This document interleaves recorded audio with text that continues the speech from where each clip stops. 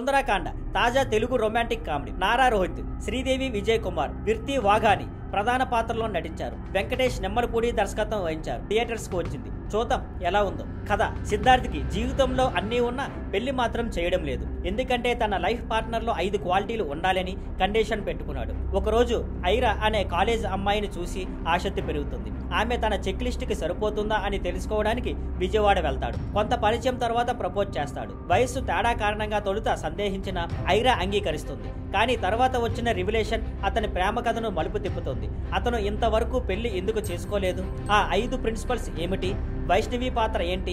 ఇవే కథలో ముఖ్యాంశాలు. ప్లస్ పాయింట్స్: భైరవంలో ఇంటెన్స్ రోల్ చేసిన రోహిత్ ఇక్కడ లైట్ హార్టెడ్ రోల్లో బాగా నప్పాడు. కామెడీ, ఎమోషనల్ సీన్స్ రెండింటినీ బాగా హ్యాండిల్ చేశాడు. విర్తి వాఘానికి మంచి రోల్ దక్కింది. ఆమె నమ్మకంగా నటించి ముఖ్యంగా ఎమోషనల్ సీన్స్ లో ఆకట్టుకుంది. శ్రీదేవి, విజయ్ కుమార్ గ్రేస్ తో సహజంగా నటించారు. సత్య కామెడీ బాగా పనిచేసింది. ఇంటర్వెల్ ట్విస్ట్ సర్ప్రైజ్ గా ఆకట్టుకుంది. మైనస్ పాయింట్స్: కథ కొత్తగా అనిపించదు.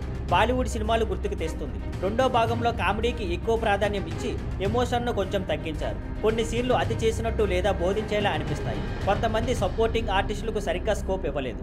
టెక్నికల్ అంశాలు: డెబ్యూ డైరెక్టర్ అయిన వెంకటేష్ నెమ్మలపూడి సినిమాను బాగా హ్యాండిల్ చేశారు. సినిమాటోగ్రఫీ, ఎడిటింగ్ సరిగ్గా ఉన్నా కొంచెం కట్ చేసి ఉంటే ఫేస్ ఇంకా బాగుండేది. Leon James music highlight. పాటలు, బ్యాక్గ్రౌండ్ స్కోర్ రెండూ సినిమాకు బలాన్ని ఇచ్చాయి. చివరగా మొత్తానికి సుందరకాండ ఒక watchable romantic comedy. Rohit, Virti నటన, Sridevi grace, Satya comedy plus points. Predictable కథ.